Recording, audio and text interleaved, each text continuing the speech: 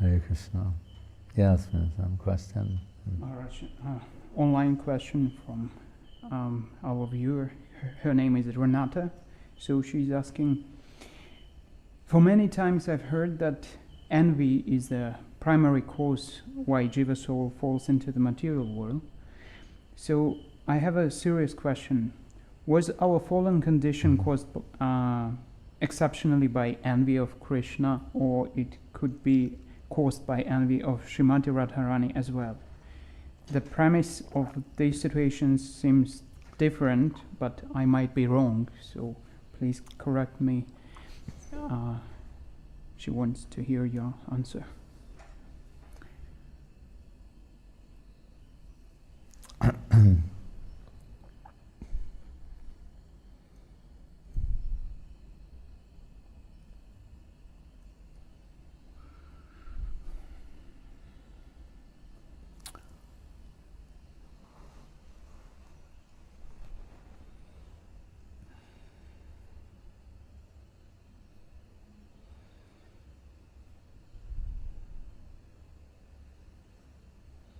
Srila Guru Maharaj does not support the notion that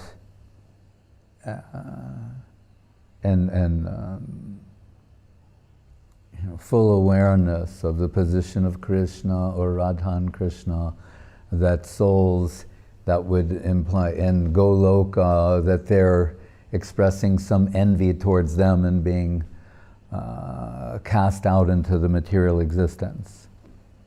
He said we should not think like that. Right?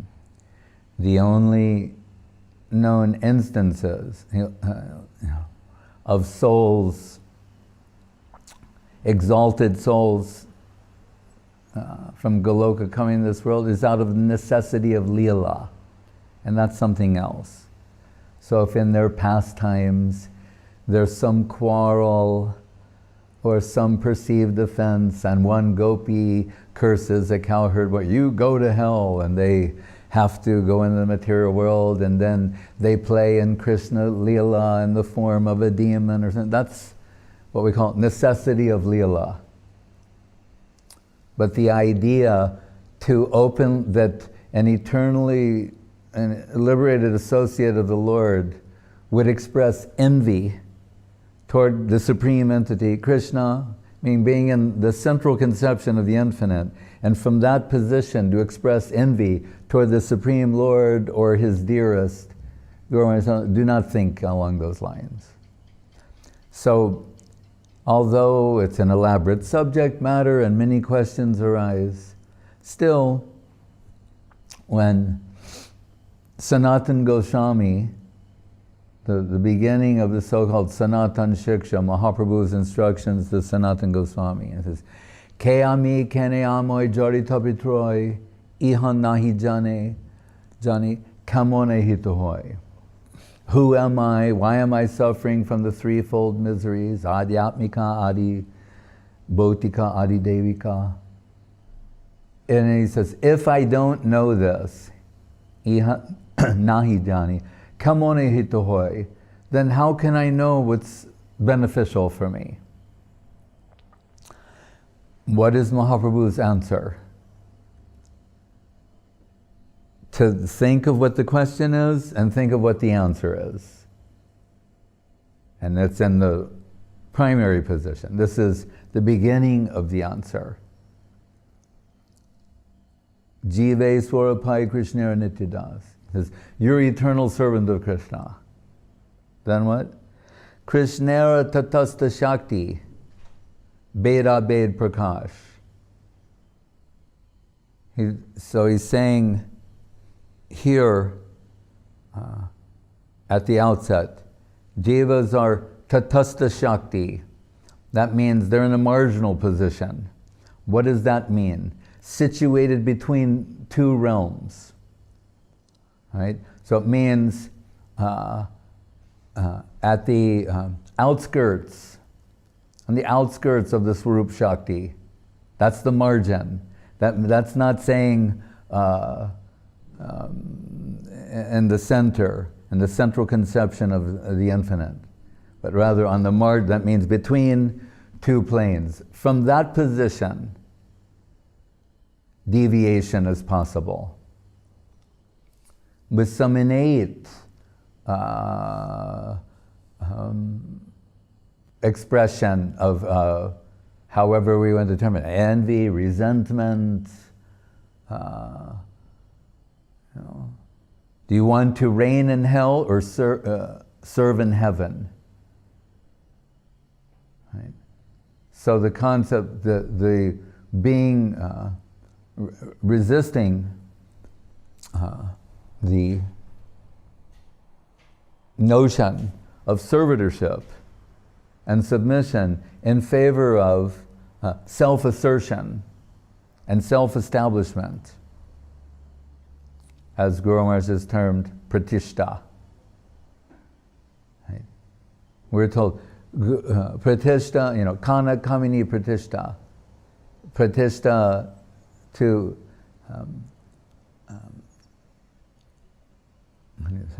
protect oneself. We offer pratishta, name and fame, to Guru. As aspiring servitors, we're trying to establish the position of Guru and Vaishnav. Otherwise, self-establishment, establishing oneself as an absolute center, and from there, trying to expand the circumference of one's exploiting capacity. That's the situation.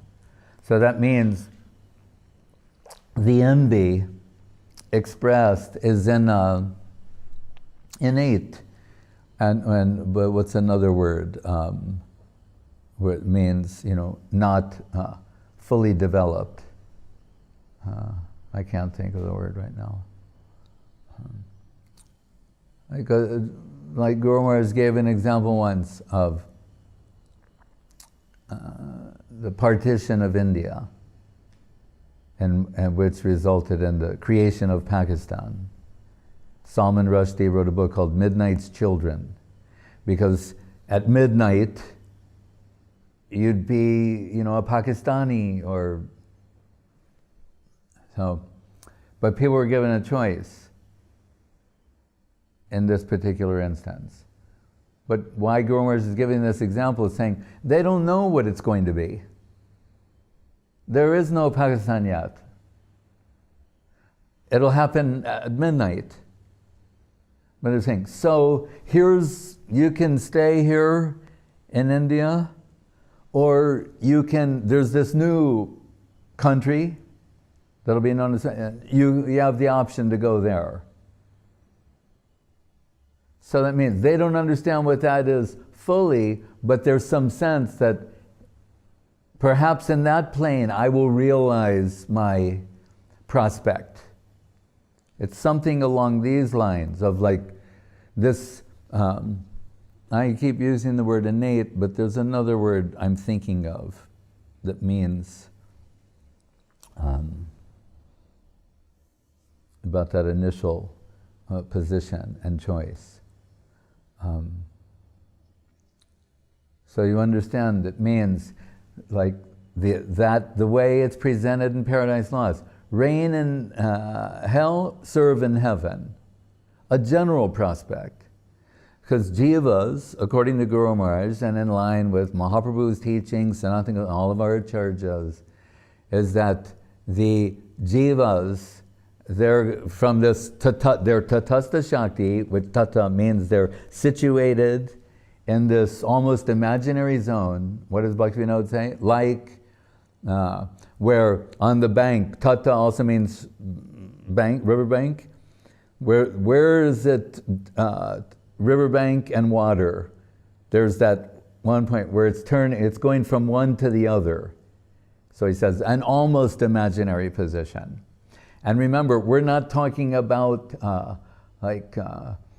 geo location, right? What does it? GPS mean? Global positioning satellite, but same thing, but I'm thinking about geo, the word geography, like we're talking about consciousness. So this is where it is sometimes confusing to people, because they're thinking in terms of a graphic, like a map, which is helpful to a point, but we're talking, we're talking about mapping planes of consciousness. Goloka represents a particular plane of Vaikuntha. Vaikuntha itself, Guru Maharaj is saying, is the southern hemisphere of the spiritual world. Again, giving some graphic imagery to help us understand that. But it's a plane of consciousness. What is the difference between Goloka and Vaikuntha? Are degrees of self-giving and dedication and self-forgetfulness, self-oblivion, in the good sense. That's what distinguishes, Vaikuntha janito bara madhupuri tatrapi rasotsavad, between Vaikuntha and Mathura. Right?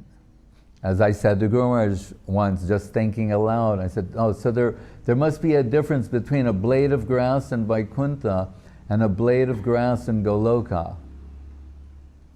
And he, without hesitation, he said, of course.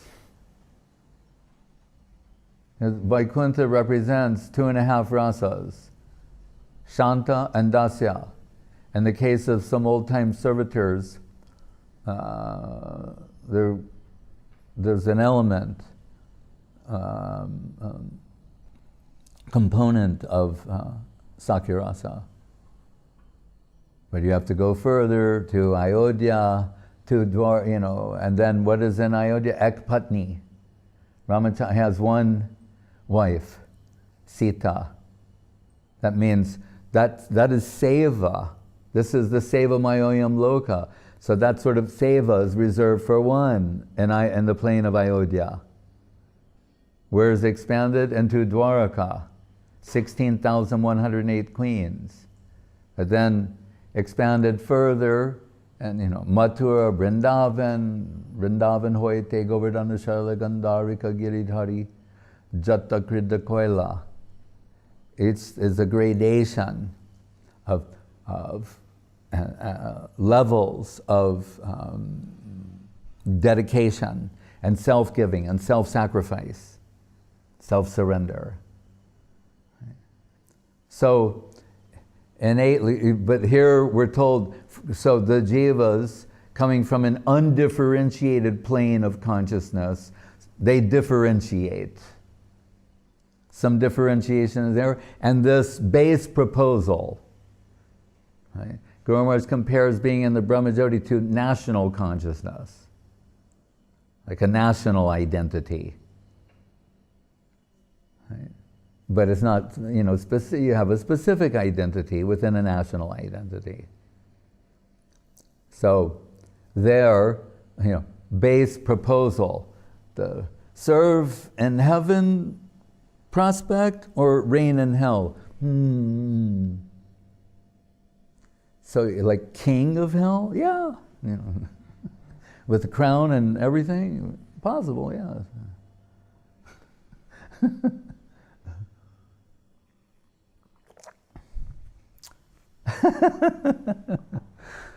I'm seeing the image of an Indian groom on a horse.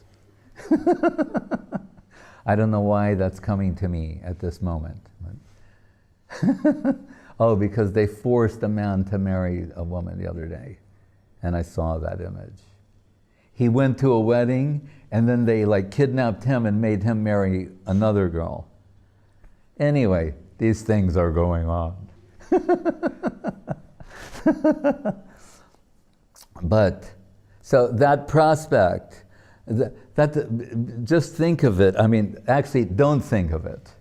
But someone's in Krishna Lila who's an eternally liberated associate of the Lord. They've reached the highest plane of self-giving, self-dedication of Krishna consciousness. And suddenly they become envious of Krishna or Radharani.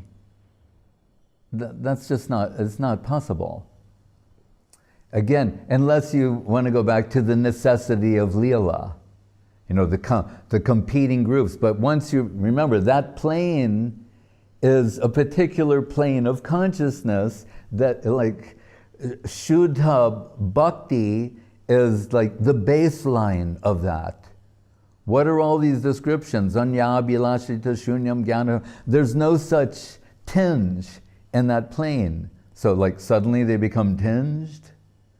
Or, you know, that plane, having once gone, one never returns? Or, you know, like, well, you know, the 1,000th time you've been there, you'd be more likely to stay. I mean, it presents, if you go in the other direction, it becomes very problematic, actually, and is an offensive way to think of eternal servitors. But that said, what are, you know, icha dvesha samutvena dvandva mohena bharata. There it is in Bhagavad Gita. But in the Bhagavatam, within this world, if someone is serious about, you know, going back to Godhead,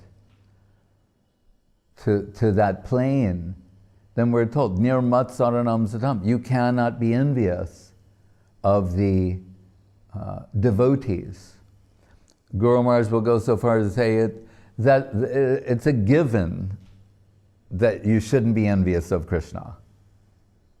Almost like, that's easy, of course.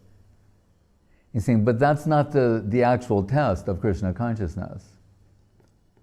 The test is whether or not you have proper appreciation for the devotees of Krishna. That's why Guru Maharaj, Bhaktivinoda Thakur, Saraswati Thakur, they dismiss Mirabai from being an intimate devotee of Krishna. Why? On the one hand, people say, no, she's mad in praise of Krishna, she's singing these songs, Mira. And yes, it's always Mira and Krishna. No Radharani, no other devotees, just her and Krishna. That's a fantasy, that's fictitious. That is a way to ignore that serving group. Why? If you have a real view of the situation, then you would have to make this observation. As Gomer said, if you, Everest, what's the positive proof you're coming going in the right direction and of Everest? Is when you come in connection with the subordinate peaks surrounding Everest. There is no Krishna alone. Right? Krishna means Radha and Krishna. Right? Krishna and his devotees. How is Krishna always glorified? Once in Australia, this is many years ago, I had a meeting with the children, and there's this picture in the room, you know, like a picture on the wall of Krishna, and I'm talking to this little group, and Ananda Vigraha, one of his sons, I don't know the name, but you know, this is more than 10 years ago, so he's probably a grown man by now, but anyway, this boy, maybe it was like 7 or something, I said, what's missing in that picture? And he said, Radharani. He immediately could see, where's Radharani? There's a picture of Krishna, no devotees. There's no Radharani, no Yashoda, no gopis, you know, at least some cows. Krishna is not, that Vasudeva Sarvamiti. Guru Maharaj said that is on the outskirts of Krishna conception, like Krishna alone. Now if you're going to go in earnest and substantively toward Krishna conception, you know, Bhagawan, then there'll be Lakshmi Narayan, Sita Ram, Rukmini Dwarkanath, Mathuresh, you know, Vrindavan, you know, Krishna, then Govardhan Krishna, then Radha Kunda, Radha and Krishna. In that way it goes. So Krishna, Adi Purana to Arjuna, what is he saying? Those who say they're directly my devotees, they're not my devotees. Like when we would go in India to these different towns, Meerut, Bareilly, different, and you can always find out quick, like, who's the number one, like, devotee gentleman in the town. They always, Mr. So-and-so, and we always go there, and they usually invite you to do programs. So we didn't start this. They did this in the Gaudiya Math,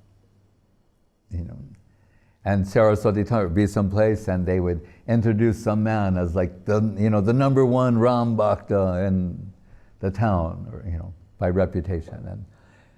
And Saraswati Thakur would say, "And under whose guidance are you proceeding?" You go, "No, directly, Lord Ram."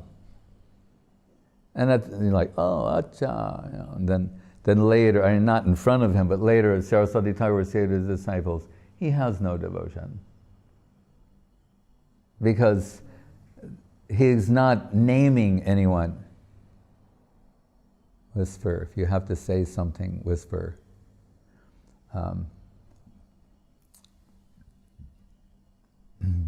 So,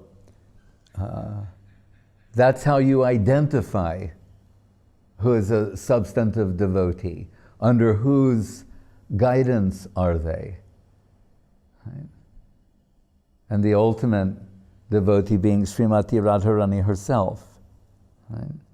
So, in the beginning of the Bhagavatam, we can see in a general sense, it's saying, Nirmat Saranam Satam, not to be envious of devotees. But again, that's a negative. We say, don't be like this. And what is that? You should be non-envious. All right. But what would be the other side of that? Means you should praise the devotee. You should be appreciating their devotion and their qualities. If it is devotion, in fact, that is your target or your goal. If that's really your aspiration and your pursuit, then wherever you see that, you'll identify that and celebrate that. Right? That's what we hear in Bhakti Rasamrita Sindhu from Rupa Goswami. And referencing Sanatana Goswami Brihad Bhagavatamritam. What is that? What is one thing that we learn from that? Is each place, each situation Narada finds himself in, and he sees some devotees going about their devotional ways and he's praising them. And then what do we see? And that's why it's so important. Those devotees, they deflect that praise, not self-establishing, pratishtha-seeking people, and they defer to another devotee who in their opinion is superior. This is the way of devotion, and it's genuine. And they advise Narada to get the association of those devotees. Then he'll go there and as appropriate, offering them praise and their good fortune and their stellar, qualities, qualifications, and they will deflect that praise to another devotee whom they consider higher. That way it goes from the Shaligram worshipping Brahmins to the South Indian king to Puri to Indra. And because the Puri king said, it's gorgeous worship for this world, but what Indra's doing, it's out of this world or beyond the Bhur Loka. And then Indra, with his kingly, heavenly opulences, able to worship with such grandeur and being praised by Narada that, Vamandev is your little brother. They're, sons of Aditi. And understand, but because this is karma, misra, bhakti, the beginning, but still there's gradation. And he's saying, but how about Brahma? He's Atmabhu. He's born from the Lord. The lotus, navel, Garbhodakshai Vishnu, the lotus comes out, and Brahma is born in that way. So he's offering praise of Brahma. Brahma, and the words of Guru Maharaj saying, with all this responsibility of managing the universe, I don't have time for mantra and japa, and can't get my rounds done. So he's saying, I rather appreciate the position of Mahadev. He's under a banyan tree, we're told, what is it, 100 yojanas wide, it means 800 miles wide. It's very quiet. He's under there, only covered in ashes, completely beyond the world, right? Master of Maya. Mainam tu prakritim vidyan, mainam tu maheshwaram, mayam tu prakritim vidyan, mainam tu maheshwaram.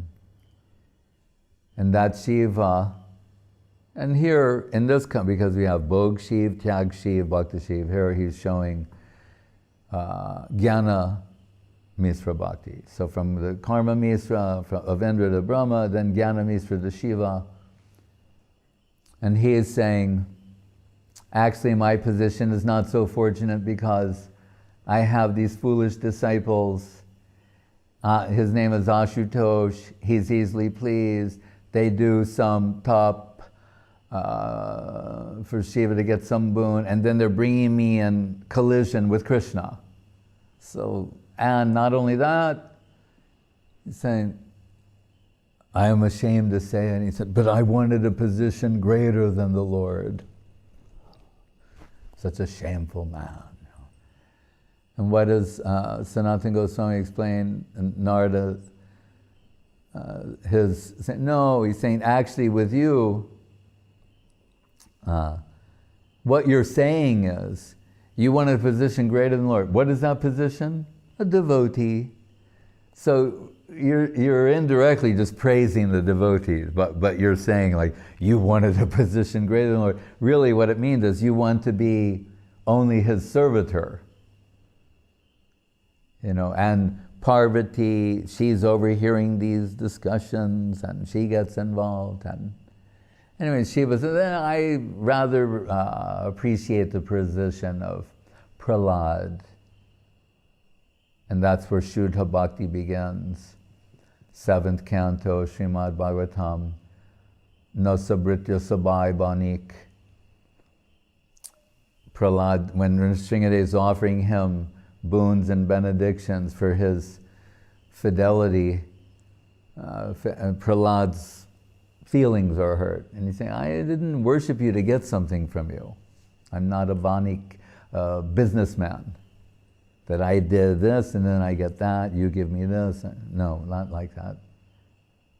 So it's the beginning of Shuddha Bhakti. Right? Prahlad's a Shuddha Bhakti, pure.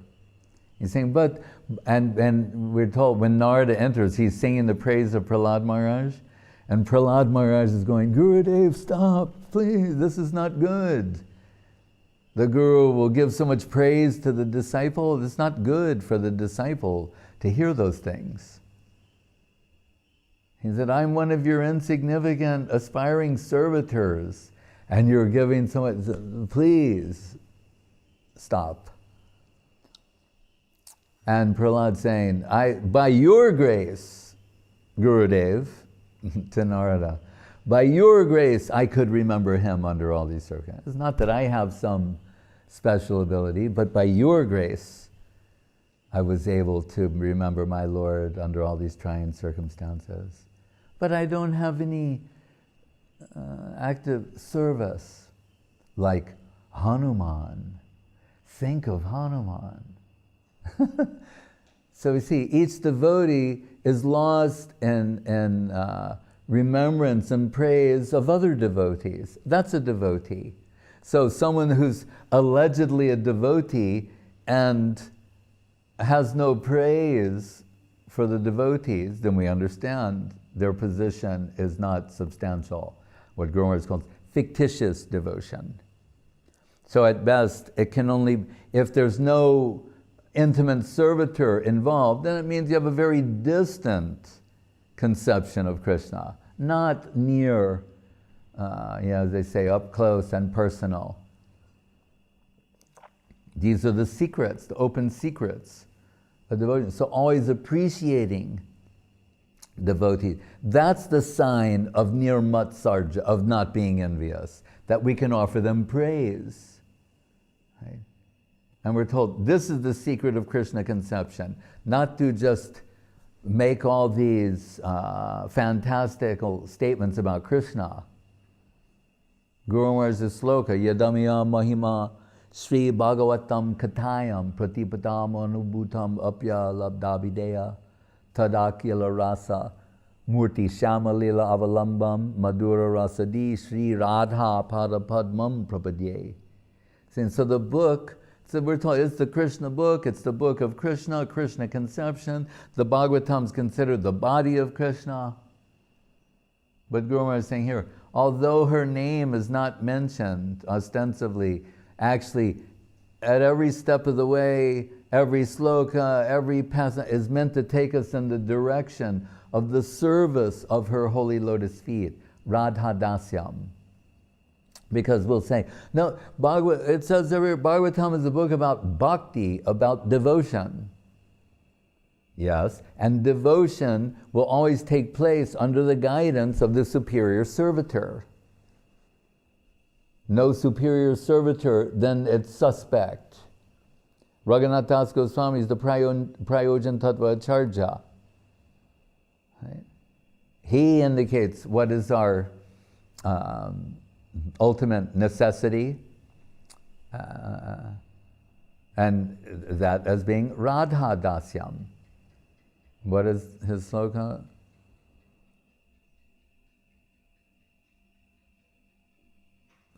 Dasam, Sakaya, Mama Namostu Namostu Nityam, Dashayate Mama Rasastu Rasastu Satyam. He's saying, I'm focused on Dasyam, servitorship, the least aspect. Sakya, in this sense, intimate, that's not my concern. And if there's no superior servitor, why would I want to be there? This is the method of the devotees, their approach. Always, asraya, loya bhaje, tari Krishna nahi, tyaje, arsab, hari akarane, mari, what is that?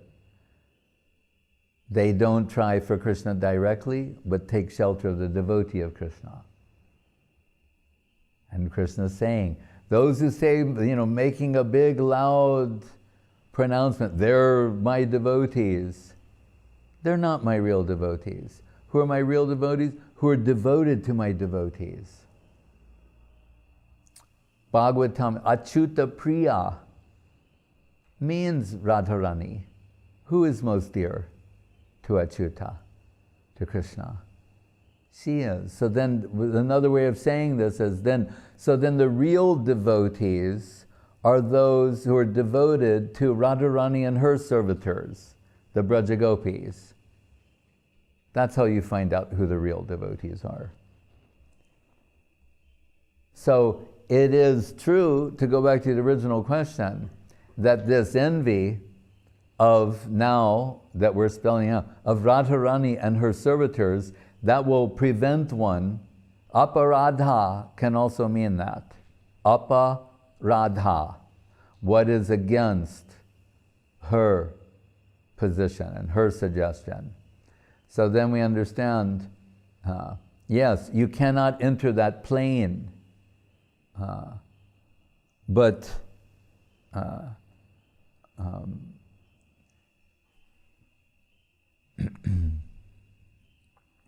for those who are in that plane, then it's a given that not only are they non-envious of Radharani and the Braja Gopis and Krishna, but they're mad in their praise. So, and what do we hear from after Prahlad sends to Hanuman? Narada coming, taking Ram Nam, praising Hanuman, they're lost and Ram Nam, Kirtan. And then Hanuman lamenting, saying, oh, well, my Lord Ram was here so long ago, I wonder, does he remember me? Well, he has his deities and singing, those were the days. He said, but I heard recently that my Lord Ram has appeared, and Mathura, Vrindavan, and then he's now as a king in Dwaraka. My Lord Ram, as Krishna, he's come as Krishna. And Narada is saying, then let us go and see him. And Hanuman thinking, oh, a monkey in Dwaraka, doesn't seem compatible.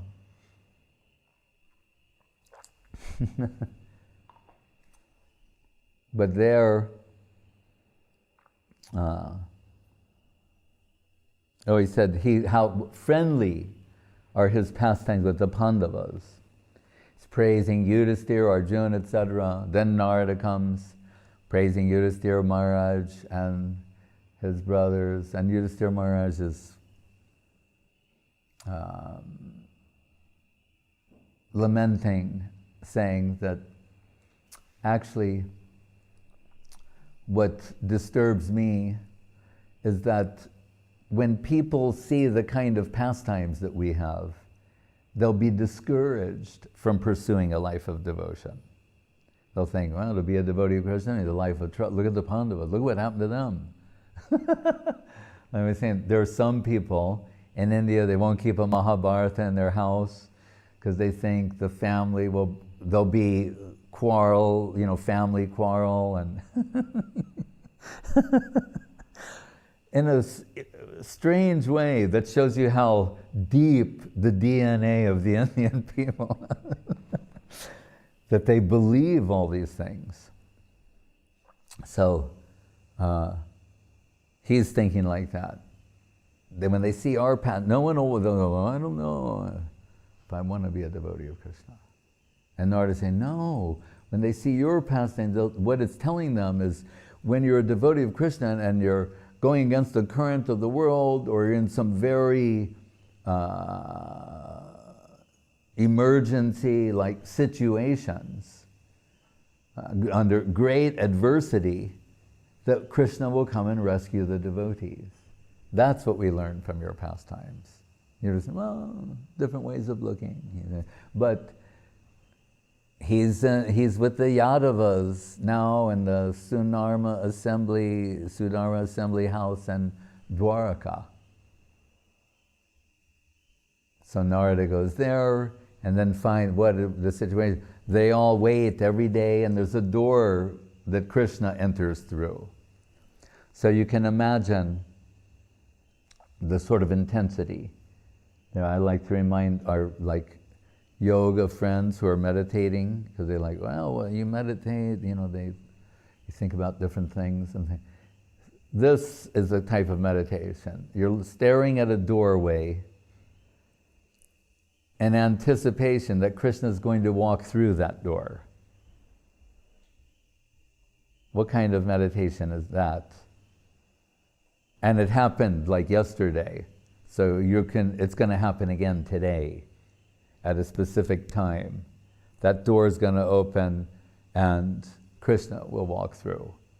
So they have a tendency to stay, like we see in this world, when they're waiting for some important person or a movie star or whoever, everyone's watching, and then someone comes out before them, like the entourage, and then there's some indication, and and then when they come in, then everybody screams. Like the first time I saw Srila Prabhupada, visually, that was at the San Francisco airport, and he was coming on a flight from LA with one other devotee, and devotees had come from all over the country, America, most had never seen him. He'd been gone for a year, and the movement grew a lot in that 1 year. And so there's like a few hundred devotees who had assembled this is 1971, for Rath Yatra, and so we all went out to the airport to greet Prabhupada. And weren't sure how to do this. So they're like looking through the books and seeing like Krishna entered Dwarka, what do you do? Like throw rose petals, sandalwood, water. But then they'd read things like yogurt and, all kinds of other things. So we're there at the airport, and we're staring at this gate where, and Prabhupada's going to come through there. And then we realize now the plane's arrived and some people start to get on. It's getting more and more intense, and there's this huge kirtan going on. And remember, and around, I'd say 90% of the group had never seen him before. It's going to be their first view of Prabhupada. And then Prabhupada, he comes to the door, and the devotee, they start screaming. And not like, some people are saying Hari Bol or Hare Krishna, and other people they're just screaming, they're going, ah! They're screaming and dropping to their knees and crying. And then they're throwing flowers, but there's someone walking with a big bowl of yogurt, and they're like throwing yogurt everywhere. And then what happened, then other devotees, now it's like pandemonium has broke out, and there are devotees who run, and then they dive into the pools of yogurt, the puddles of yogurt, so they're sliding on the floor. And remember, there's people watching this too. And then those devotees who are now they're on their knees and they're eating the yogurt. They're going, and they're all like, and screaming. And there are all these other people going, wow. Welcome to the Hare Krishna movement. So we have our experience. We can get some idea. They're looking at that door. Krishna comes through that door. And but on this day, he's not. So there's rumors, like Krishna couldn't get out of bed. Something's up, right? And what we hear is that he feels separation from Vrindavan when he's in Dwaraka. Regularly. Because the queens start having discussions. Some say, I've noticed in his sleep, sometimes he's calling out the names of cows, but also then like gopis, and one queen shares that. Another queen saying, in his sleep, in the daytime, he's daydreaming, looking out and thinking of his beloved girlfriends and Vrindavan. He's lost in remembrance of Vrindavan. But we're told also, once a year, Krishna's overwhelmed by separation from Vrindavan. Puri represents Dwaraka, Jagannath represents Dwaraka Krishna. And the Rath Yatra is that one time, that year where he's so overwhelmed, Dwaraka Krishna, needs to find an excuse to go to Vrindavan. And his cover is that he's going with Balaram and Balabhadra and Subhadra, with brother and sister, so no one should think any wrong about that. This Lakshmi side, that he's visiting his hometown with brother and sister. But we're told on this day, Krishna, he cannot, he's feeling so overwhelmed, he can't get out of bed. And what do we hear? Those queens having discussion with Rohini, Balaram's mother, because she has a position in Vrindavan and Dwaraka. And they like to ask her about that. She knows things, so they like to hear from her. And Krishna, overhearing that, it's put him in this ecstatic separation, transformation, so that it's so intense that, and the Guru Maharaj said like this, when you see the, when a vehicle's moving at a particular speed, going very fast in a particular direction, then if you put on the brakes, what is that force called? Anyway, you understand what I'm saying, right? So it pulls in the other direction. So sometimes we will see when they would try to have men go on very fast machines that don't leave the ground, usually on a sled or something, so it wouldn't take flight.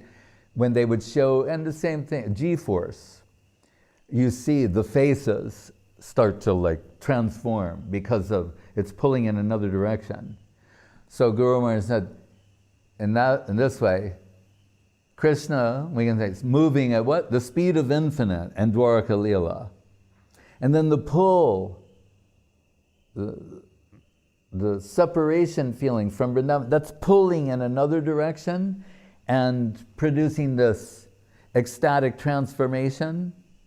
His eyes become very big, his arms are entering his body, his legs are entering his body, and he takes the form of Jagannath. So Jagannath, that form, which we say there can be an infinite variety of perspectives how he achieves that position. But this one is favored by Guru Maharaj. Jagannath is Dwaraka Krishna, overwhelmed and feeling separation from Vrindavan, and that's why he's transformed like that. And therefore, they put him on the chariot to take him to Vrindavan. He's mad to go there. And we can think how grateful he will be if, in his stunned condition, they have to take him out, put him on the chariot, and if you are pulling him to Vrindavan, he's being pulled by the ropes of love and affection, how merciful Jagannath will be toward that person. But anyway, then we know they're thinking one way to relieve Krishna, they make a new Vrindavan, Nava Vrindavan, in Dwaraka, a little replica. And in the madness of his separation, it works up to a point. They have statues of Nanda, Yashoda, and Krishna, and at one point Krishna said, "Oh, I had this crazy dream that I left Vrindavan and became a king." He's thinking Dwaraka Leela was a dream. They've, induced this in him through the Nava Vrindavan replica.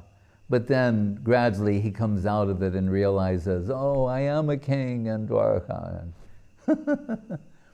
But at that point, those Yadavas, they're telling, Narada's praising them. Every day the Lord comes and sits with you like his bosom friends, and you decide, how to, make the city more wonderful, and all the beautiful activities here are, joint planning with you and Krishna. And they're saying, yeah, but he's not here with us, he's in there. Who's on the other side? Is Uddhava. He's in that room. So in this way, it's taking us to Uddhava, to underscore the position of Uddhava. As Guru Maharaj said, he met a Shrutadhar who knew the entire Bhagavatam. like the 18,000 slokas, we say 16,000 extent. You know, he knows all of them. And he and Guru Maharaj meet, and Guru Maharaj said, so since you know all the slokas of the Bhagavatam, who in your estimation are the greatest devotees?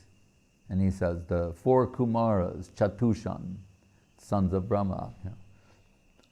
And what say you, Sridhar Maharaj? You know, I said, they're in the lowest position. And then with 2 slokas of the 18,000, Guru Maharaj gives this shastric support, beginning with na tata priyatama atmayonir na shankara na cha sankarshana na sri naivatma cha yata bhavan. This is from the mouth of Krishna. So Krishna, he should be an authority on this subject. Right? He can weigh in with his opinion. And he's saying, no one is speaking to Uddhava. Sanatana Goswami Prabhu points out, really, it's a sloka extolling the glories of the position of the devotee. But Uddhava is in front of him, so he's getting the maximum credit and emphasis here, because he is that. But he's saying, no one is as dear to me as you, Uddhava. Not Atmabhu, we just mentioned, Brahma. Not Shankar, Shiva.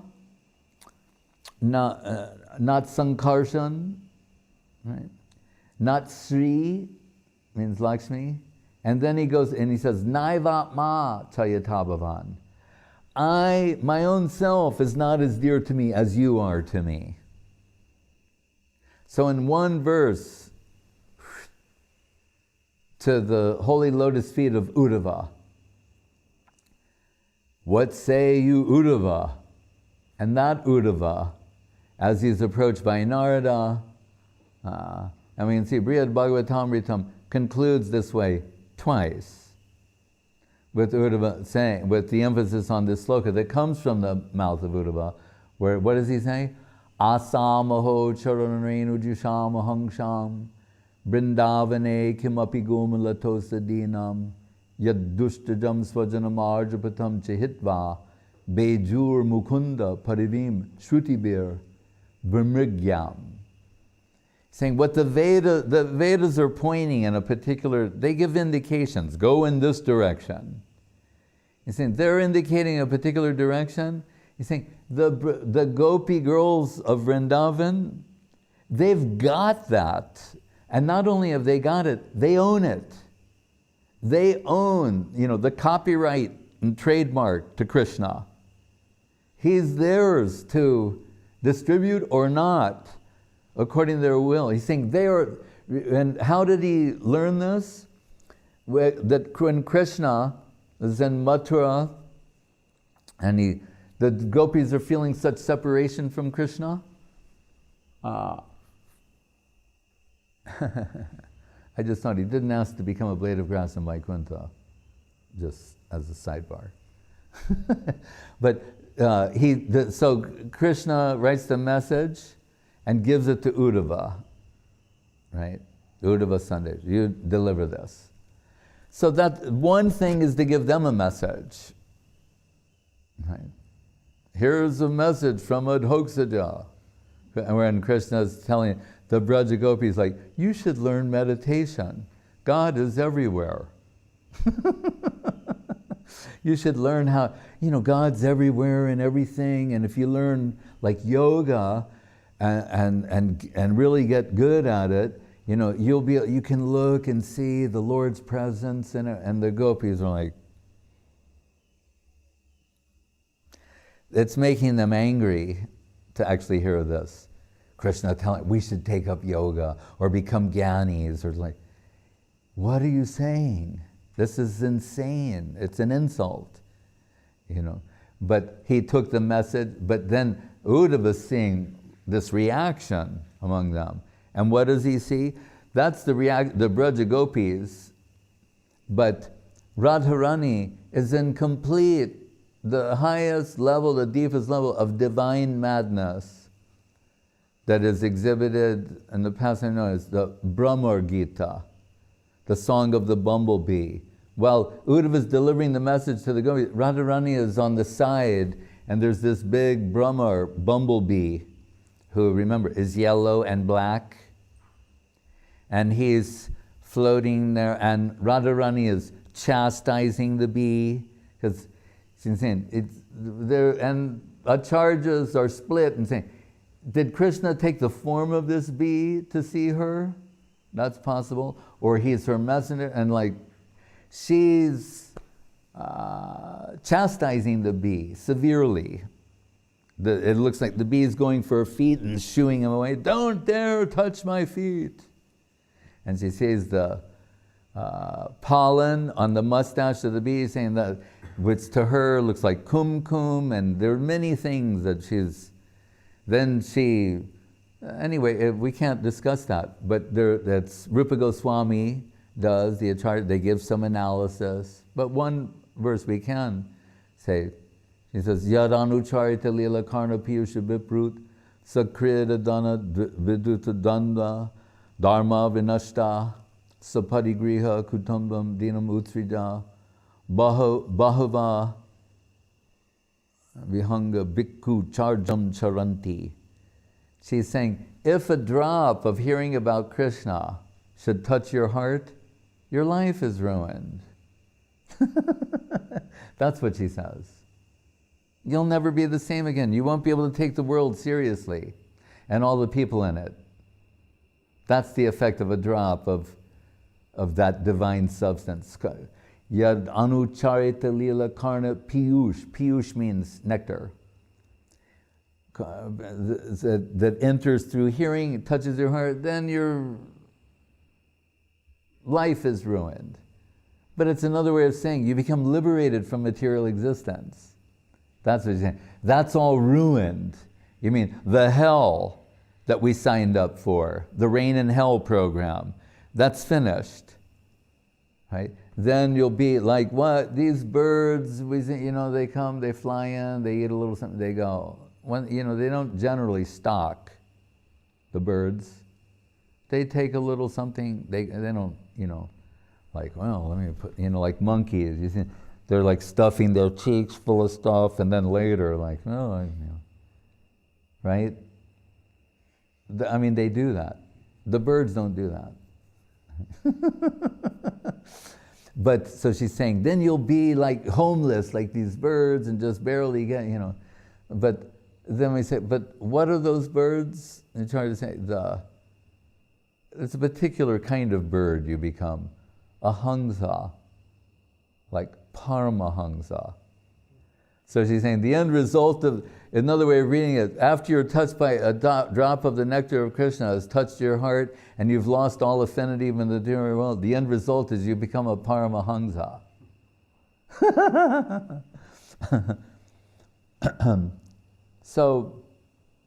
But that Uddhava, so when he sees the reaction of the Braja Gopis and of Radharani, her divine madness, which we are told, this is the last 12 years of the life of Mahaprabhu behind closed doors. This is not a peripheral pastime. There are two zenith points that we can observe in Mahaprabhu's pastimes in terms of separation zenith points.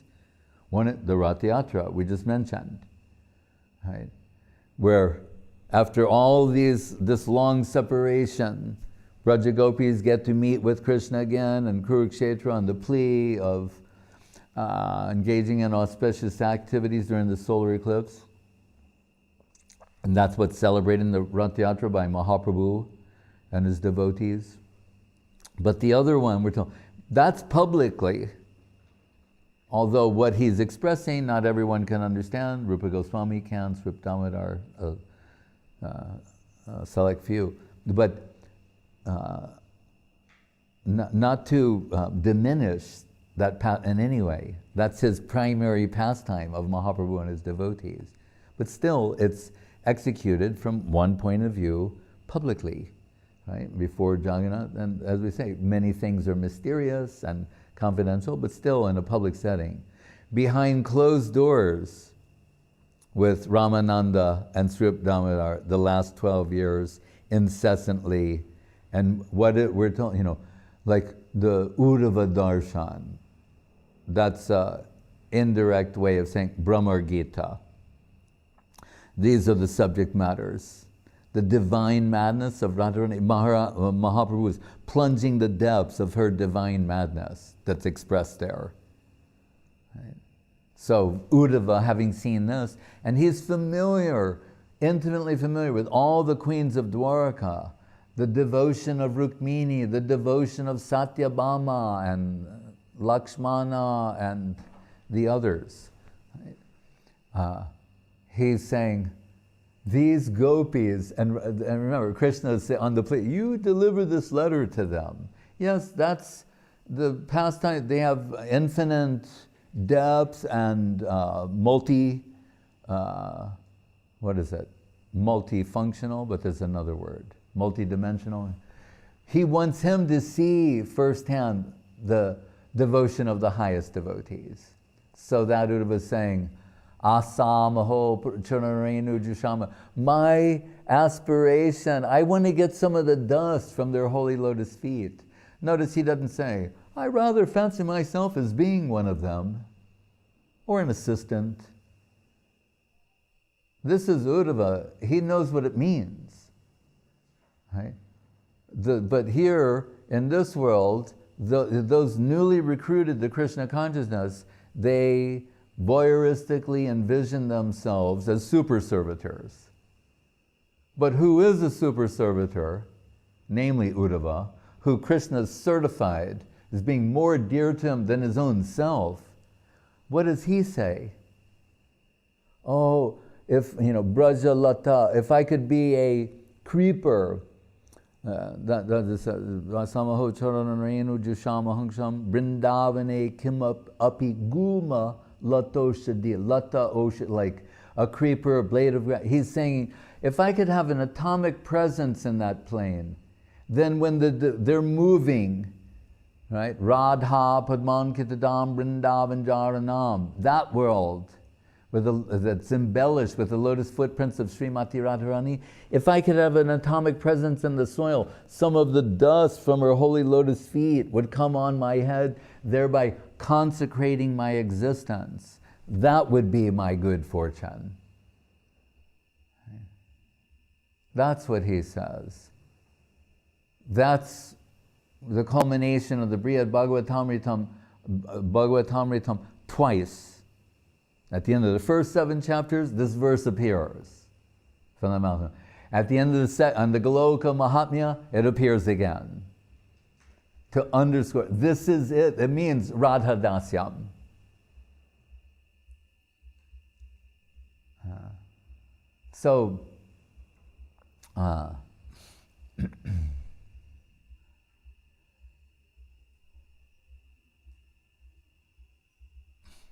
We should never think, those who are in that plane, any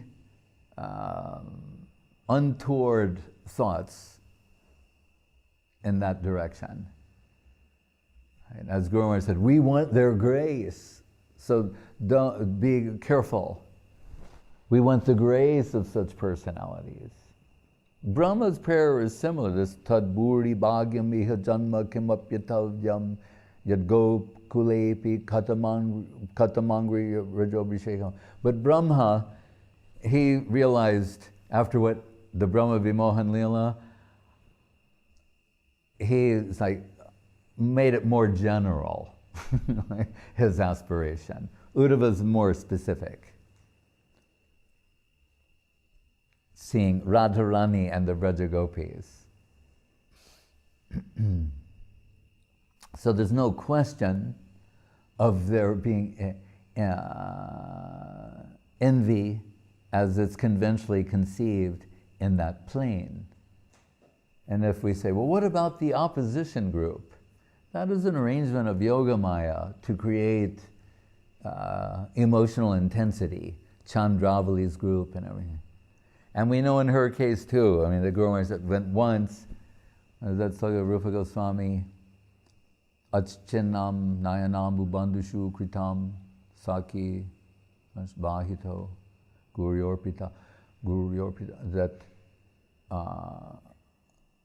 that once Radharani, her separation could not be assuaged, and it looks like she's going to leave the world.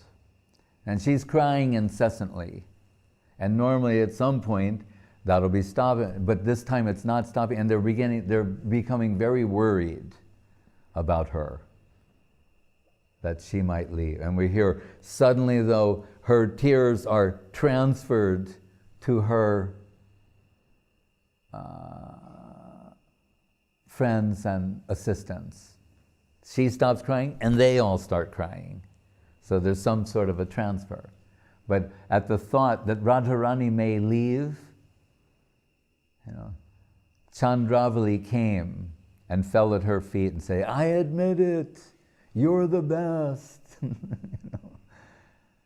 They say it comes down to you and me. I admit you're the best. Tvayor upya apyuvayor madhye radhika. You're the best. And she's saying, please don't do this. Because without you, I know, and we all know, Krishna will never come back. You're our only hope for his return. Without you, no such hope. So I'm begging you, and I'm pleading with you. So she also understands the supremacy. But out of necessity of Leela and Yogamaya, these opposition is there to enhance the love and affection. So that world, it's so beautiful. Like Guru Maharaj said, there's biting, but it's nectar biting. Like everything is. He said like sometimes we see something that's made out of sugar. Like they make a house. It looks like a house, but it's all ice. It's sugar, or some other thing. It's made out of. So he's saying it's like that, the whole place. But the sugar, the sweetness, it's made as madhura rasa. That's the plane. And everything else is assisting that and enhancing that. Client rasas and satellite rasas. So, but to go from this position of, again I say innate, but I still can't find that word. Like nebulous envy stage to proper appreciation, we will have to gain appreciation for the devotees. So we see in Mahaprabhu's pastime how much he's emphasizing Nityananda Prabhu. And on the Krishna Leela side, Radharani, Lalita, Vishaka, Rupa, their group. Hare Krishna.